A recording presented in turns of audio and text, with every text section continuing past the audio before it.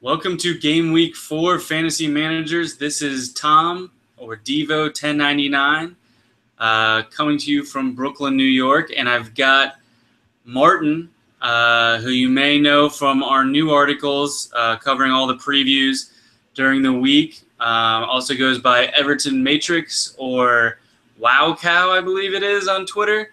Okay, 77. Martin, how you doing? I see that you've got your Orlando City hat on.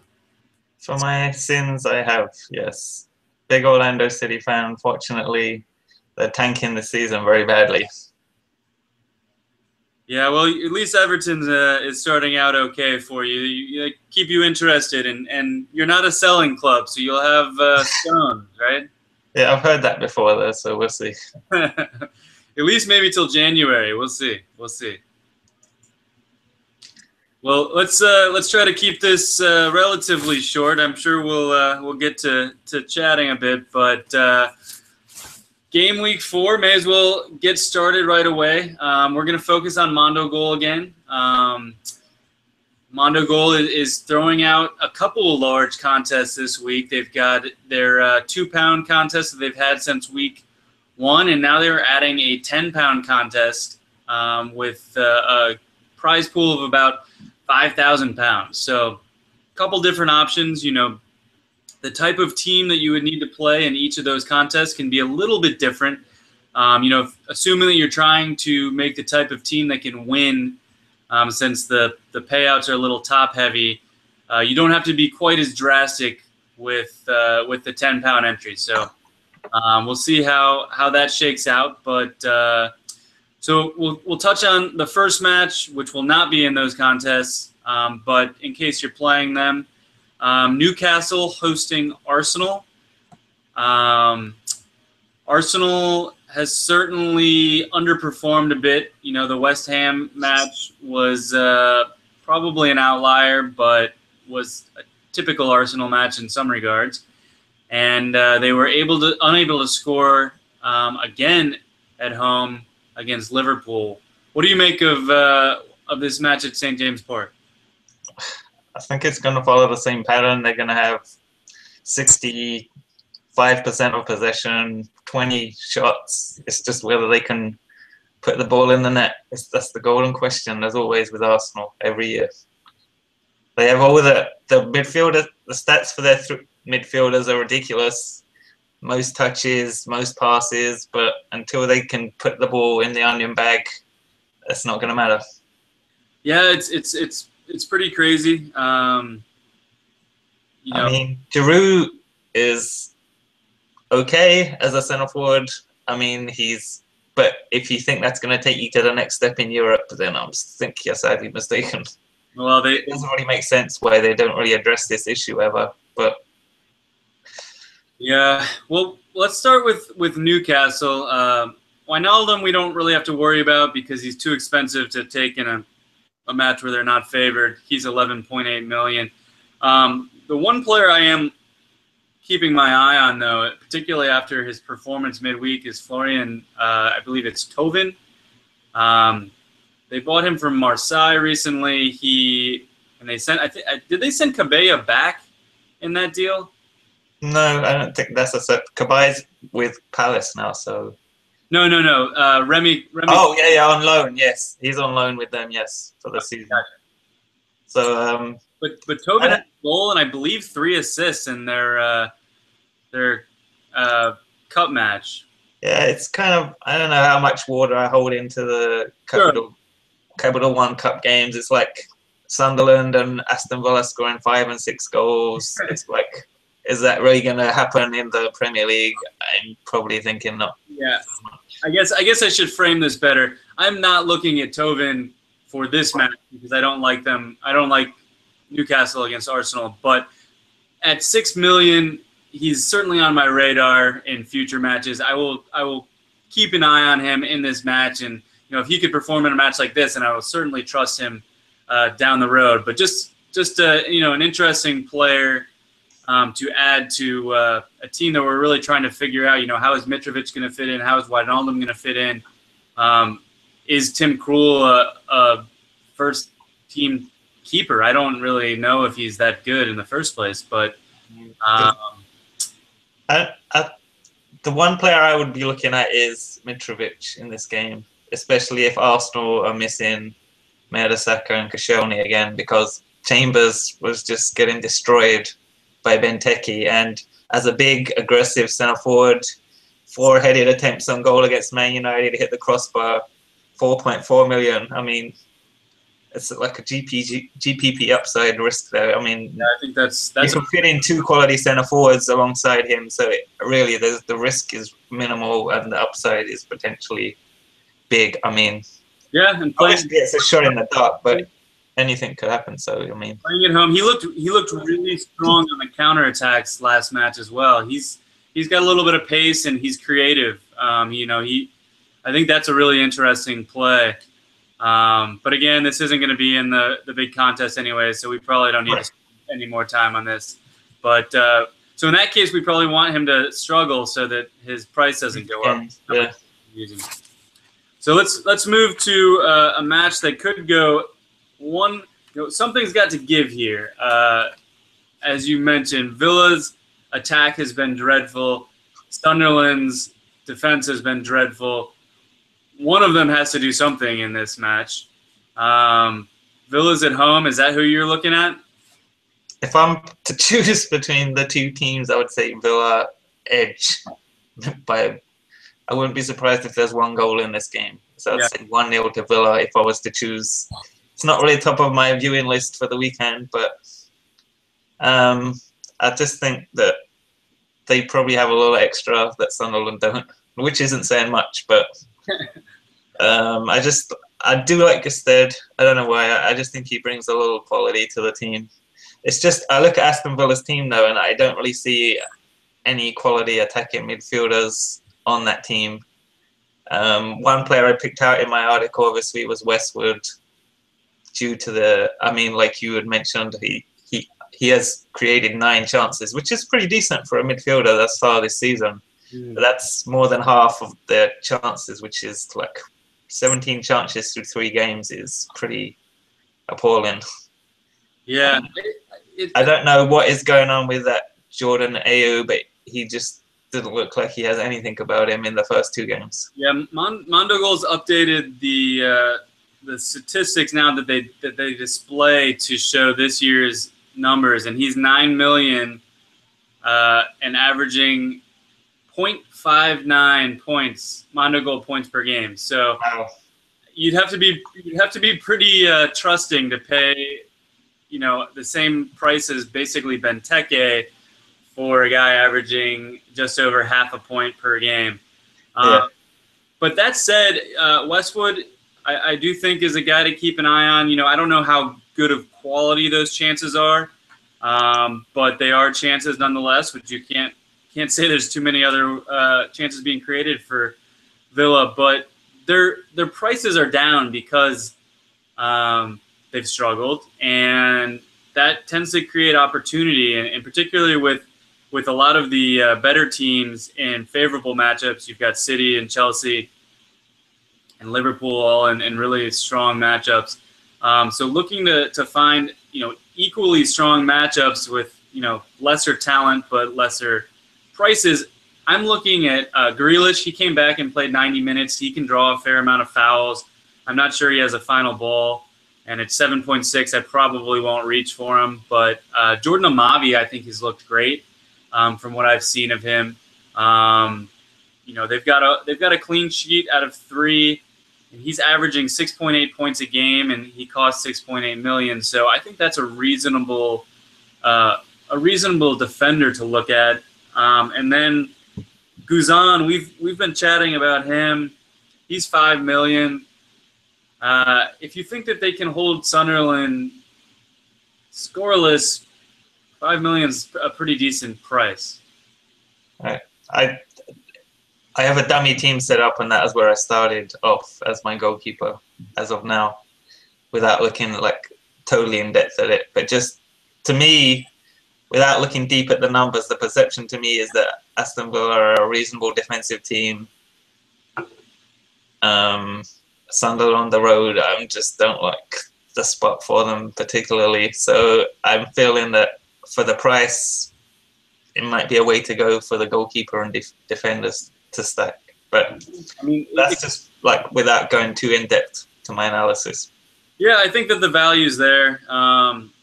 You know, in GPPs, you know, you'll the upside for him is great. He can get, you know, 10 or 12 points if he can keep a clean sheet and get a few saves. And it's hard for him to really hurt you too badly. He can only hurt you if he, you know, ends up letting in 2 goals to Defoe or somebody, and those are the only 2 shots they get, and then some of the other options, you know, get those clean sheets. But you know, you can't predict that always, and I think at that price, he's interesting to me. But I think we've already spent too much time on this game. Yeah. Let's head to Anfield. Liverpool hosting West Ham. Liverpool have had a little bit of trouble scoring. They also have not given up a goal. West Ham has been all over the place. Shocking. Yeah, what do you see happening? I see Liverpool scoring 3 or 4 goals based on what I saw from West Ham's defense last week. I don't know if it's been a long time since I've seen a Premier League team defend so badly with their 2 fullbacks giving like 2 elementary mistakes each away, directly leading to goals. It was just like, and that Bournemouth were not flattered by 4 goals. There could easily have been 6, 7 goals in that game for Bournemouth. Yeah. So, who in particular would you be lining up on Liverpool? I love pairing Benteke and Coutinho. Even though the price is 10, 12, I think Coutinho was around 12 million, maybe. I would not have any problems playing that for him in this game, considering he's had more shots than any other midfielder in the Premier League so far, and certainly with his quality, I'd say there's a great chance of him getting at least 1 goal, 1 assist, maybe 1 of each. Yeah, he's averaging 10.3 Mondogoal points per game, and he's only got the 1 goal in 3 matches. So he's getting points in other places, you know, particularly from shots on target, and you know, he'll draw some fouls. I agree. You know, he's been very close to scoring in a couple matches. He should have at least 1 against Arsenal. So though I hate Liverpool, he's the one player I do actually like. Yeah, I think he's a great player with the quality that he has. Beyond, you know, Coutinho and Benteke will certainly be highly owned. Would you? I'd maybe look at. Obviously defensively they've been lights out pretty much. So no goals. Like a Gomez, I'm not really sure what his price range is, but I wouldn't. Gomez 6.5, Klein 7.9. So Klein maybe can give you more going forward. Gomez is probably. They're both pretty decent shout for a clean sheet, I would say. Yeah. I'd say at most they'd concede 1 goal anyway. At very most, and I just don't know that it would even be that. I just can't see anything other than like a 3-0 win for Liverpool in this game. Yeah. But Gomez has 8 fouls and has not drawn 1. So that potentially. I guess. I don't think this is a match where that's an issue. I don't even know who he would foul.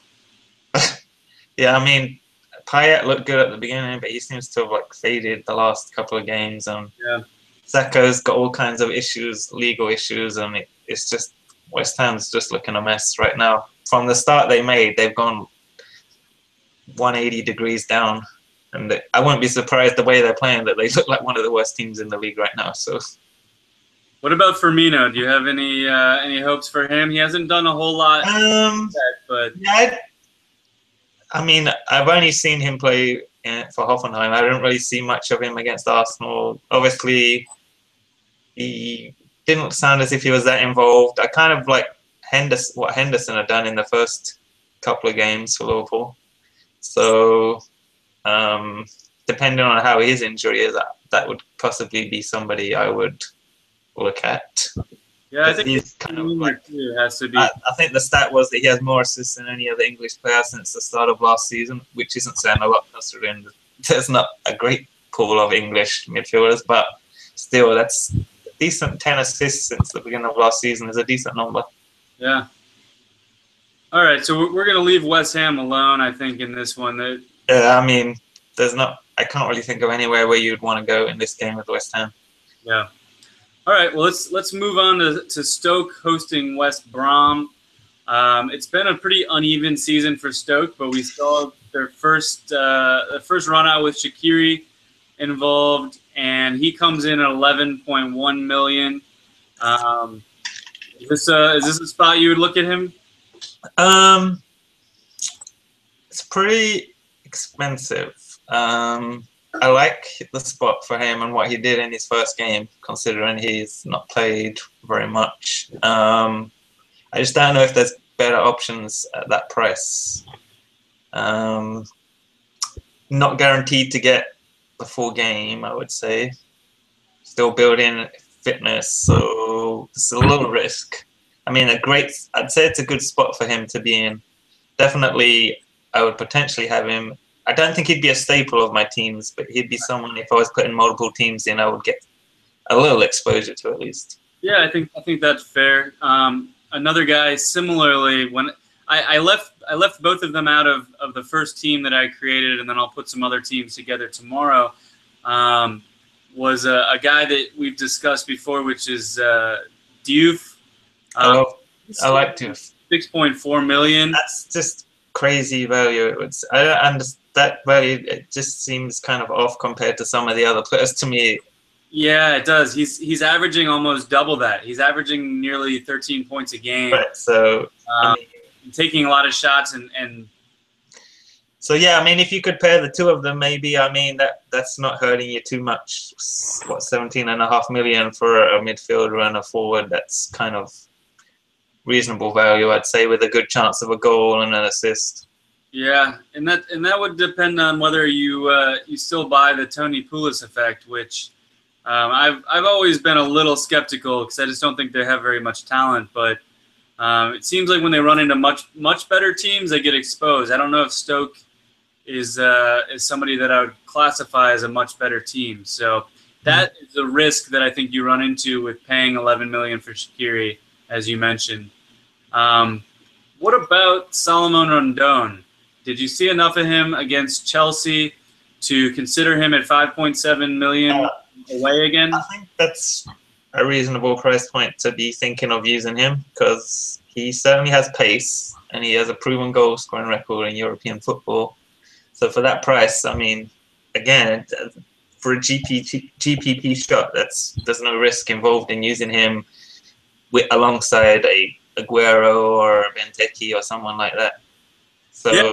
Your limits are really only that you can only have 3 forwards, so you don't want to end up right. But missing out on somebody like Benteke. But like you said, I mean, if you can get 2 quality forwards and then one with upside potential for a cheap price, then you can give a little bit extra in midfield. So I mean, I think that's a reasonable strategy to go with. Yeah, I think that makes sense. And then the Stoke back line, I think, is certainly worth considering. Glenn Johnson's a little expensive. The only thing I would say is that looking at last week's game, they should have lost that game by 2 or 3 goals with the amount of quality chances they gave up to I wouldn't say Norwich or a high attacking team, but they gave up some prime chances in that game. Norwich has looked better than I thought they would. I also Stoke, generally Stoke at home is pretty good, and West Brom I just don't think has much in attack outside of maybe Rondon. I don't think it's maybe the best play, but I do think that it's like we say, if you're entering these huge contests. I mean, you've got to go, like you have to try and think a little outside the box. So that's potentially exactly. I think that's the extent of it, though, and we can say that for most teams that are more in the middle of the pack in terms of the bookmaker odds to keep a clean sheet, but they're on the radar for sure. Let's move on to Bournemouth. They are hosting Leicester, which Leicester's still a bit of surprise. I guess they lost a tiny bit of luster last match, but you can do worse than a home draw to the Spurs. Yeah. I want to actually start on the away side this time because I do think I think Leicester's fairly interesting. Mahrez is going to continue to be popular, and his price has not gotten to a point where I think there's as much risk as there should be. He's 10.1 million. He's averaging over 18 points a game with 4 goals in 3 games. Going to fade him on a cash team right now? I just don't think you can afford to fade him until he starts producing less. I mean, for 10 million, you're getting 20 million production, I'd say there. Yeah. So it's, I mean, if you fade him, you could be losing 20 points pretty easily. Yeah, and we've seen enough. I mean, Bournemouth is, as much as we badmouth West Ham, Bournemouth still managed to give up 3 goals. So right. So yeah, I mean, this projects to be probably the wider open game of the weekend in my eyes for both teams. There's teams where there's mismatches, but this looks like it could be an end-to-end kind of scoring game. That brings in more Leicester attackers. You could look at Okazaki. You could look at Vardy. I like Okazaki in this game. I think he brings a little something different. He's like a kind of high energy Duracell Bunny kind of player to me. He's kind of like all over the place, and he gets in good positions to score. So I think this could be a good spot for him to score. 9 fouls in 3 matches, which also, I mean, that kind of activity could also make Mahrez more valuable because Mahrez right now has been their penalty taker. So if Okazaki's drawing fouls and is in the box as often as we think he might be against Bournemouth, then both of those players could be interesting. On the Bournemouth side, Callum Wilson will certainly be on the radar. He's 7.1 million. So after following a hat trick, you'd think he would have gone up a little bit more than that.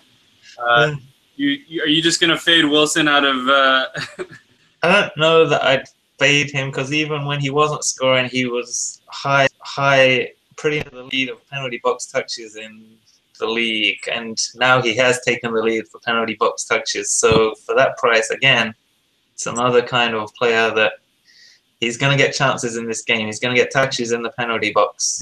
It's just, so I think there's every chance he could potentially score a goal, at least get a number of shots on target. As we've seen, Leicester giving up goals to Sunderland.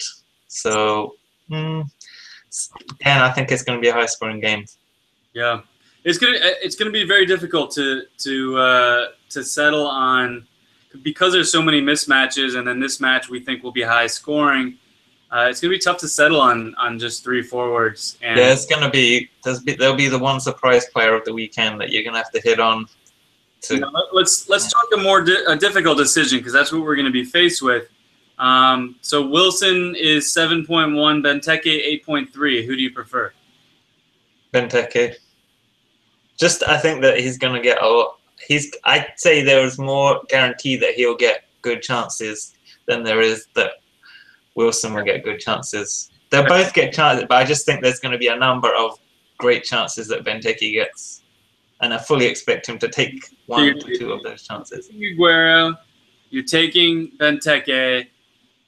And I don't see how you fit in Wilson with. Well, we'll get to Pedro and Costa, but it's tough. It's a very tough week. I mean, but then you might have to go outside of your thinking range to think because everybody's going to be taking those players. So then you could gain an advantage. If one of them flops, then you can gain an advantage, a big advantage by taking one of these extra players. Absolutely, except that is the one that just came off a hat trick.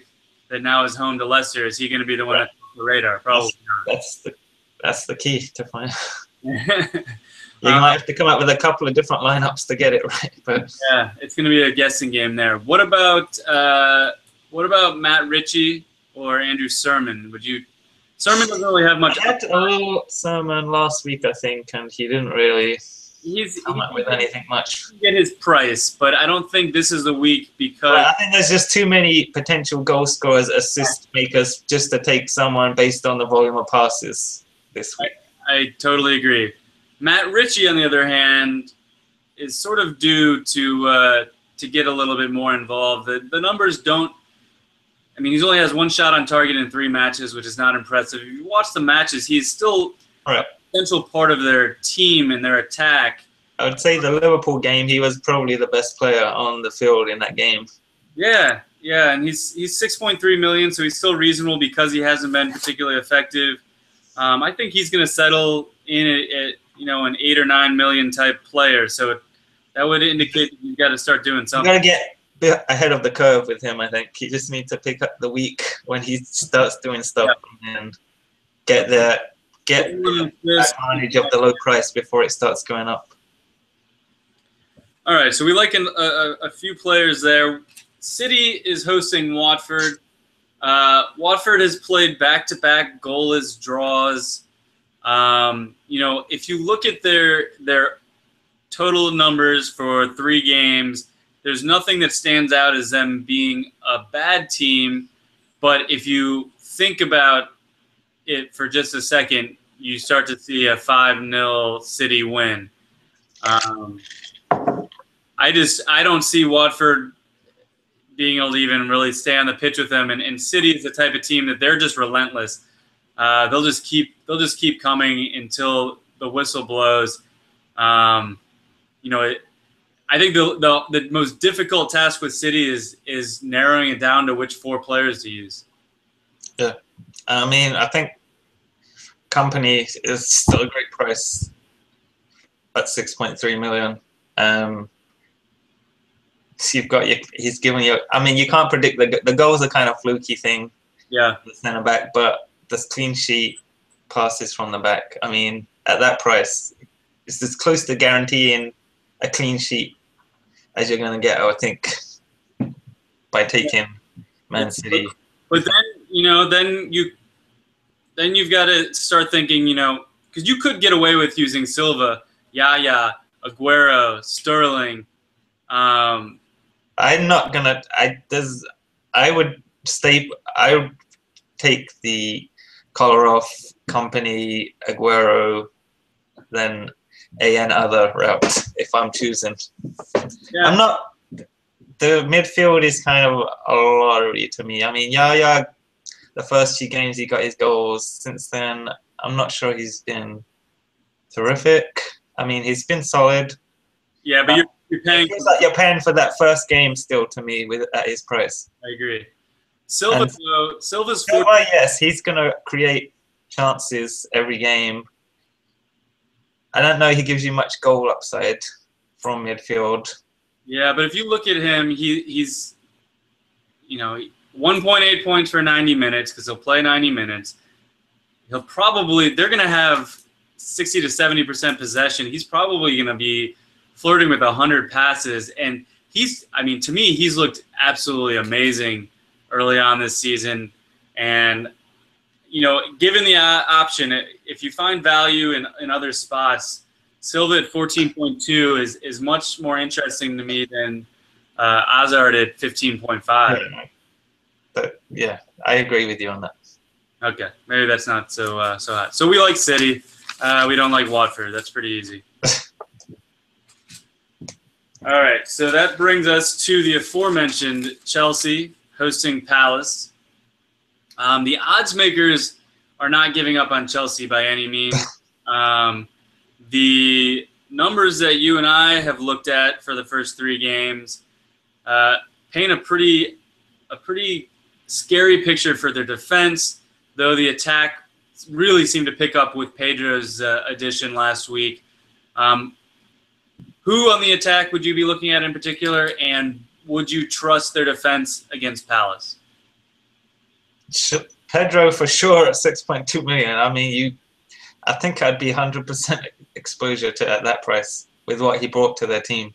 Mm-hmm. I mean, he just seemed to shift their team up a gear and bring Costa into the game more by opening space for him. So, I mean, at 6.2, it's like they're giving him away. Yeah. I mean, I could see him getting 20+ points for sure in this game. Maybe not 20, but maybe that's a little exaggeration. But yeah, you don't goal need and an assist for sure. I think that your point is made, though, is I mean, if you're typically looking to try to score 100 points, which would roughly mean you want as many points as their price in millions, and you want 6.2, and I think he could play 20 minutes and get 6.2 if he had to.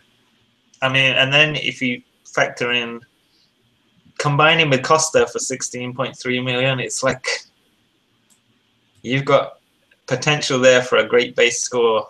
Yeah. You just got to hit a couple more hits on players. I mean, I think this week's going to be higher scoring, so you may need to push the bar out a bit higher than you would expect. But yeah, you can. I mean, those two players for their price just almost as close to must picks as you're going to have. Yeah, they're far more interesting than Hazard and Fabregas, who carried them last season. But I don't know if Pedro is going to take some away from Hazard as well. That's kind of I didn't really get to see enough of the game to see how Pedro was affecting the midfield distribution. So I mean, Hazard still is going to get his eventually. He just doesn't seem like he's quite right at the moment. Yeah, but Fabregas just I'm not really interested in him with the other choices available. Yeah, I tend to agree with that. Courtois is still at 8.5 million. I think that even if you think that they're going to rebound, why pay that price when you could just get Joe Hart or Mignolet? Yeah. I mean, I just think with what we've seen from them, I'm taking a wait-and-see approach with Chelsea's defense right now. Yeah. Here they show me they can plug the leaks. There's no need to take that risk. Yeah, I think there's other places to go. Cahill at 5.7, maybe. Just because anytime I see a player under the 6 million is sort of the average player that Mondogoal slots in. So anything under that, unless they're consistent risks for yellow cards and fouls. Which Chelsea have been so far, so that's the problem. Yeah. So, yeah, I just feel there's too much risk and not enough reward involved at that price for taking Courtois. I agree. He's a great goalkeeper, but he's just with the defense in front of him right now. I just don't feel safe taking him as. No, I agree. Cahill though at 5.7 is going to make his way into at least a team or two of mine. What about Palace? If we do think that there's some holes. Last week I took Kabay. I figured at his price he's got to make value at least plus, and he got 2 points. So I'm like, what the heck happened here?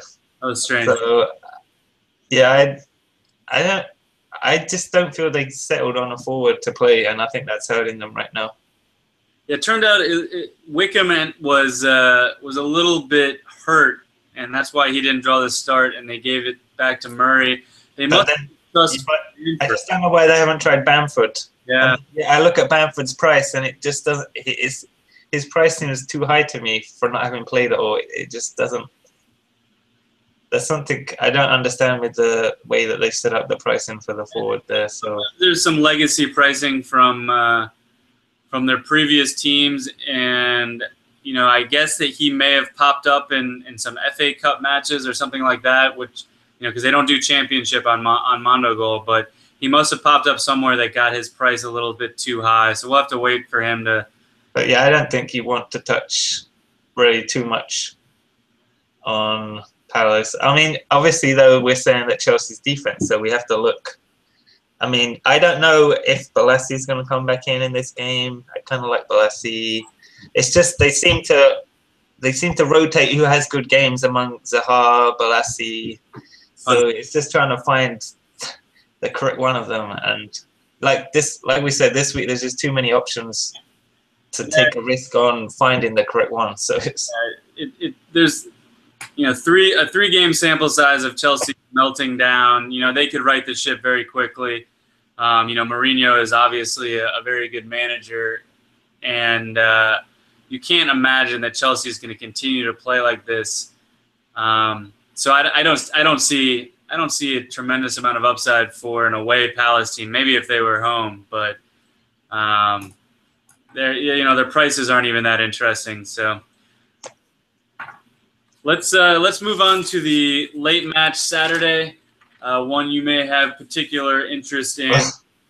Everton heading away to White Hart Lane to face the Spurs. Pretty classic matchup of Europa caliber teams, would you say? Yes, but Everton are notoriously poor at White Hart Lane, so it doesn't fill me with great hope. I mean, Tottenham seem to be somewhat of a bogey team for us. So, Everton's another team where you just don't know which team is going to show up from week to week. Like the Barnsley game in midweek, 2-0 down at halftime, looked dreadful. Has Eriksen been ruled out? I haven't seen that he has been ruled out. It was kind of questionable, so yeah. I think we're going to have to wait and see. The problem then is that we're not going to know. I don't know how far ahead we're going to know that. So whether we can include him. His price around 10 seemed reasonable, but do you want the risk with the early lock? Just doesn't. I'm not sure that I want to be messing around. No, if you're down to Eriksen at 10 or Mahrez at 10.1, I mean. Yeah, I mean, there's no decision. I mean, the thing that the bookies like Kane to score here again. But why? He won money to score, so I mean. He scored his last goal was against Everton at the end of last season in the last game of last season. So, and Everton seemed to be a cure for Tottenham's goal scoring woes, as Soldado scored against us a couple of times. So, yikes. I don't know whether this is the spot for him to score, but again, I'm in a tough spot with Kane because before the season, and this was very obvious that his conversion was too high, that he exploded onto the scene, and teams were going to figure him out. He can't go left, but then his price was reasonable. Then he's managed to sink a couple of my teams. The metrics behind his performances so far are really bad, though. I mean, he's just not getting touches, and where he needs to. He's got 14 touches in the penalty box through 3 games for a 4. And who's feeding him? Right, exactly. I mean, there's just that he's just not set up well in this. In an ordinary spot, if Tottenham were playing well, Eriksen was playing, I'd feel this was a great spot for him. But he's just having to come back to get the ball rather than being in places where he can hurt you. So it just doesn't. I don't see that the upside is there for him right now. But you also want to say that there's reason to believe that he could score here, but nothing that you're going to go out of your way to slot him in as if he's playing against Everton in the first half against Barnsley, then he could get a hat-trick in the first half. But yeah, I think there's just too many question marks involved in taking that risk in this week. Chadley, I'm not sure that he's a good player. I mean, just the eyeball test to me, he doesn't bring enough to the team. I mean, he pops up with the odd great-looking goal. Yeah. But I just don't know how you can predict that he's going to perform one week to another.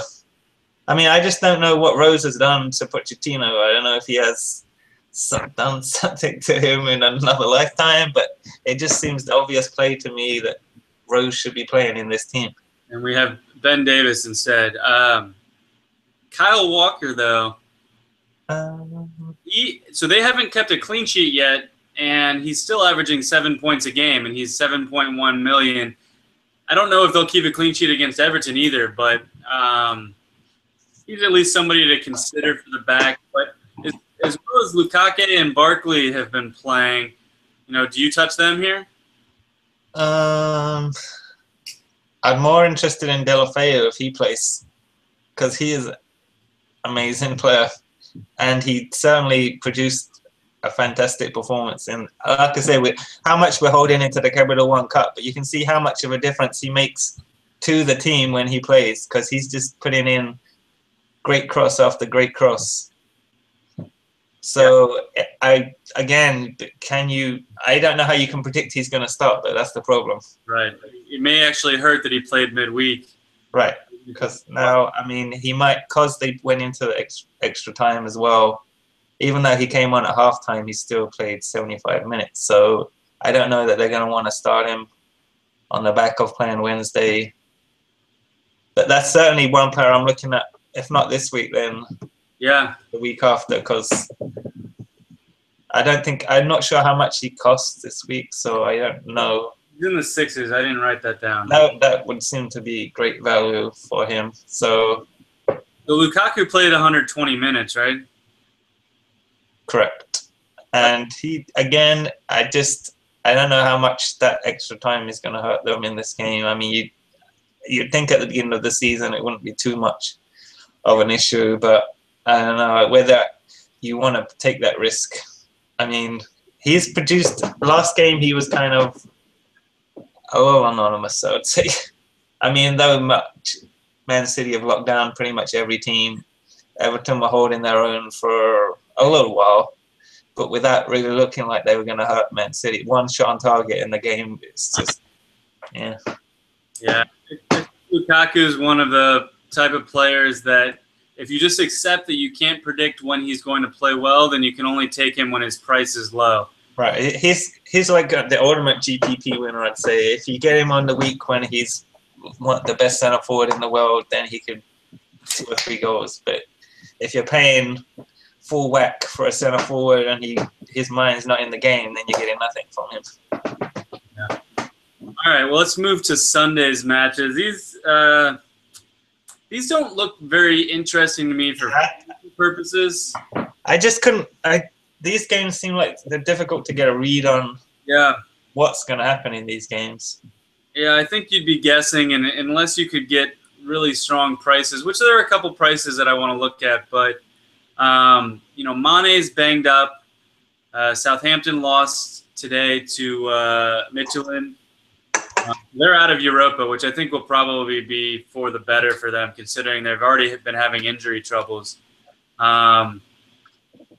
Suarez played out last match in Premier League, but then didn't even get in midweek. That may suggest that that Koeman likes him, or it may suggest that he could rotate constantly. In either case, too risky to really consider, I think, here with that being a Sunday match. Our old friend Pella, still 6.1 million, still getting a lot of dangerous touches that he fails to convert on a regular basis. And another Southampton player who I think is going to become the bane of our existence is Stekelenburg. His price doesn't change. He had a clean sheet last match, but he is 3.6 million, which is absolutely nothing, and he's at home. But I don't know. I'm guessing he's staying at that price for a reason right now. Yeah, fine, but he got a clean sheet last match. I just don't think you can project that they're going to keep a clean sheet very often. Yeah, I don't know. I mean, but just from what I've seen of them, I agree. They just don't seem set up well. There's something off on their defense right now. I think, they got a clean sheet in that game. Whether that was more a case of Watford just don't have enough attacking players to hurt you, rather than Southampton being set up well to defend. So does that mean then transitioning to Norwich? Does that mean you buy their? I think Norwich could do something here on the back of that Europa game. I mean, Redmond has been ridiculously good so far this year. I mean, they look pretty solid. I mean, they had a couple of good performances. Last week they were pretty unlucky not to beat Stoke. Brady is just the position that he's playing in, the amount of attacking crosses he's getting in seems kind of an anomaly, but then he seems to be doing it every game. So yeah, he's sending in a lot of chances. I just don't know how efficient they are, and you know, he did something similar for Hull, and you know, it doesn't really materialize, but at the same time, at 6.3 million, you know, if 2 of those crosses turn into assists, you're doing quite well with him there. Houlihan has gotten expensive, but he's also got a near flawless record. He's got 3 assists. He's drawn 10 fouls against none committed, and but 9.4 million on the, you know, away to Southampton is a little bit. Yeah, I'm not sure I'd be looking that direction. So if you're down on Southampton, do you consider Ruddy at 4.4 million? I think that's pretty solid play. I mean, I don't think he'll concede more than 1 goal in this game. So I think he'll face a few shots at least.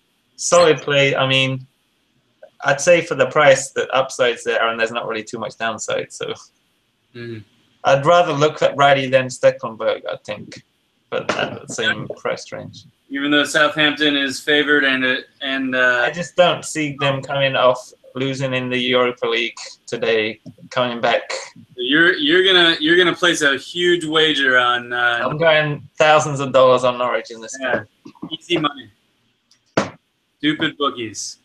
All right, last match of the week. I don't know if I would have pegged this one for a good match before the season. After watching both of these teams play 3 times, I still don't think this will be a very interesting match to watch. But at least it's 2 teams that have been playing pretty well.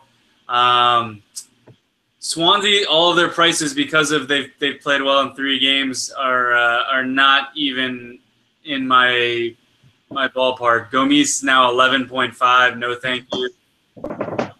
Your favorite player in the Premier League, John Shelby. Now Mondogoal's onto him. He's 9.2 million, which I think is a lot of the fun out of it. The secret's out. Yeah, and even Naughton is 8.8 million. So yeah, there's nothing really to much like about those prices.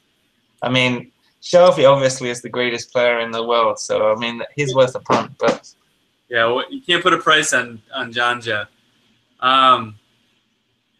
Memphis is 13.8. You know, he's looked good against Bruges because they're at about the same quality as all the teams in Eredivisie. Until he does it in the Premier League, we're not paying over 10 million for him, so we're just gonna have to patiently wait for his price to come down. But at least within the framework of the United attack, he's played well, rather than just guessing that, you know, that his quality would carry over. We've seen it carry over, but Swansea is not Club Bruges, so I just don't know that his game converts as well into Mondo as some other players. He seems a little wild with what he does, so it's kind of hit and miss. You're not getting points for the crosses and the shots off target, and so it just, for that price, I want guaranteed goal potential. I'm not sure you're getting that with him. Yeah, I think we're basically waiting for his price to come down, which hopefully will happen, and then for his matchup quality to go up and draw, you know, a Sunderland or something at Old Trafford, and then all of a sudden Memphis looks a lot more interesting at 11 million or 10 million even. Rooney had a hat trick, but I don't buy it. I don't know that. Again, wait and see. I think. Yeah, this whatever you think about United, using them in this match just doesn't make any sense anyhow. It just seems like a lottery, this game, to me. I'm just not comfortable predicting what's going to happen in this game. So, I mean, I wouldn't be surprised at any of the 3 results in this game. So it's kind of like, I think it'll be one goal, whatever, one goal either way. But then I'm saying most likely to me it'll be a draw. But I don't know how much that's going to help you. I'm not sure it's going to be a high scoring draw, so I'm not really sure how much it's going to help you. There's too many teams that you can target that should score goals. I think in some sense there's going to be a fair amount of overlap because some of this is just very obvious, and guys like Pedro, which we mentioned, at least for cash games, it's just I think you're better off finding other ways to differentiate from your opponents than to steer clear of Pedro for what I would consider no reason. So I think in consensus, we like Arsenal, but probably won't be playing many matches or many contests there. Villa, Liverpool, maybe Stoke, but not as aggressively. Bournemouth, Leicester, we like some goals there. City, every player on the pitch is in consideration. Chelsea, more attack than anything. Tottenham, Everton is sort of up in the air. We don't really like anybody in the Tottenham attack, and we're scared that Everton has trouble at White Hart Lane. And then the Sunday matches are just a toss-up. So, I think that really limits where you're looking. I mean, I think there's going to be – it's just going to be – you're going to have your core players, and everyone's going to have these core players, and then it's just who can pick the one or two differentiating players. So, I mean, yeah. I mean, we looked at a couple of different ways that you could go, but there's question marks about all of these. So, I think it's going to be the highest scoring week of the season so far, though. I'm pretty sure about that. Yeah, I think that's a fair prediction. Well, let's wrap this up. Martin, thanks a lot for coming on. We're excited to have you part of the backers team. I know that there's been a tremendous amount of positive feedback to your first two articles, and hopefully we'll get a rhythm here in these videos. And Champions League came out today, so we'll be working around the clock here pretty soon. We'll get our first international break here next week and come back strong. But thanks for joining us, and best of luck this weekend. And we're going to kill some scores this week. All right. All right. Thank you. All right.